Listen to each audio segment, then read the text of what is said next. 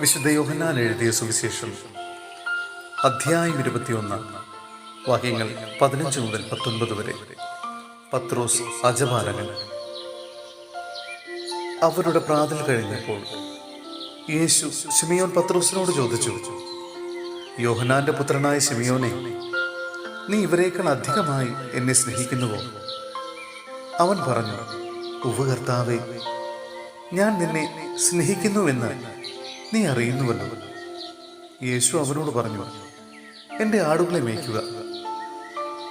രണ്ടാം പ്രാവശ്യവും അവൻ ചോദിച്ചു, യോഹന്നാന്റെ പുത്രനായ ശിമിയോനെ, നീ എന്നെ സ്നേഹിക്കുന്നുവോ?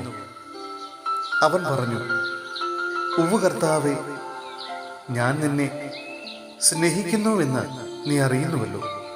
അവൻ പറഞ്ഞു, എൻ്റെ കുഞ്ഞാടുകളെ മേയ്ക്കുക. അവൻ മൂന്നാം പ്രാവശ്യവും അവനോട് ചോദിച്ചു, യോഹന്നാന്റെ പുത്രനായ ശിമിയോനെ, നീ എന്നെ സ്നേഹിക്കുന്നുവോ?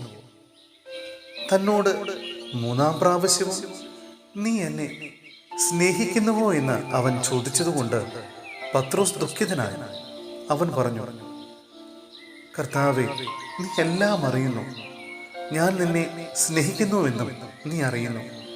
യേശു പറഞ്ഞു, എൻ്റെ കുഞ്ഞാടുകളെ മേയ്ക്കുക. സത്യം സത്യമായി ഞാൻ നിന്നോട് പറയുന്നു, ചെറുപ്പമായിരുന്നപ്പോൾ നീ സ്വയം അരമുറുക്കുകയും ഇഷ്ടമുള്ളിടത്തേക്ക് പോവുകയും ചെയ്തിരുന്നു. എന്നാൽ പ്രായമാകുമ്പോൾ നീ നിന്റെ കൈകൾ നീട്ടുകയും മറ്റൊരുവൻ നിന്റെ അരമുറുക്കുകയും നീ ആഗ്രഹിക്കാത്തിടത്തേക്ക് നിന്നെ കൊണ്ടുപോവുകയും ചെയ്യും. ഇത് അവൻ പറഞ്ഞത് ഏത് വിധത്തിലുള്ള മരണത്താൽ പത്രോസ് ദൈവത്തെ മഹത്വപ്പെടുത്തും എന്ന് സൂചിപ്പിക്കാനാണ്. അതിനുശേഷം യേശു അവനോട്, എന്നെ അനുഗമിക്കുക എന്ന് പറഞ്ഞു. സഹോദരരെ, വിശുദ്ധ പൗലോസ്ലീഹ ഗലാത്യയിലെ സഭയ്ക്ക് എഴുതിയ ലേഖനം അധ്യായം 1 വാക്യങ്ങൾ 11 മുതൽ 24 വരെ. അപ്പസ്തോലനാകാനുള്ള വിളി. സഹോദരരെ, ഞാൻ പ്രസംഗിച്ച സുവിശേഷം മാനുഷികമല്ല എന്ന് നിങ്ങളെ ഞാൻ അറിയിക്കുന്നു. എന്തെന്നാൽ മനുഷ്യനിൽ നിന്നല്ല ഞാനത് സ്വീകരിച്ചത്, ആരും അതിനെ പഠിപ്പിച്ചതുമില്ല. യേശു ക്രിസ്തുവിൻ്റെ വെളിപാടിലൂടെയാണ് അതെനിക്ക് ലഭിച്ചത്. മുമ്പ് യഹൂദമതത്തിലായിരുന്നപ്പോഴത്തെ എൻ്റെ ജീവിതത്തെപ്പറ്റി നിങ്ങൾ കേട്ടിട്ടുണ്ടല്ലോ. ഞാൻ ദൈവത്തിൻ്റെ സഭയെ കഠിനമായി പീഡിപ്പിക്കുകയും അതിനെ ഉന്മൂലനം ചെയ്യാൻ പരിശ്രമിക്കുകയും ചെയ്തിരുന്നു. എൻ്റെ വംശത്തിൽപ്പെട്ട സമപ്രായക്കാരായ അനേകരേക്കാൾ യഹൂദമത കാര്യങ്ങളിൽ ഞാൻ മുൻപന്തിയിലായിരുന്നു. എൻ്റെ പിതാക്കന്മാരുടെ പാരമ്പര്യങ്ങളിൽ അത്യധികം തീക്ഷ്ണമതിയുമായിരുന്നു. എന്നാൽ ഞാൻ മാതാവിൻ്റെ ഉദരത്തിലായിരിക്കുമ്പോൾ തന്നെ ദൈവം എന്നെ പ്രത്യേകം തെരഞ്ഞെടുത്തു. തൻ്റെ കൃപയാൽ അവിടുന്ന് എന്നെ വിളിച്ചു. അത് അവിടുത്തെ പുത്രനെ പറ്റി വിജാതീയരുടെ ഇടയിൽ പ്രസംഗിക്കാൻ അവനെ എനിക്ക് വെളിപ്പെടുത്തി തരേണ്ടതിനായിരുന്നു.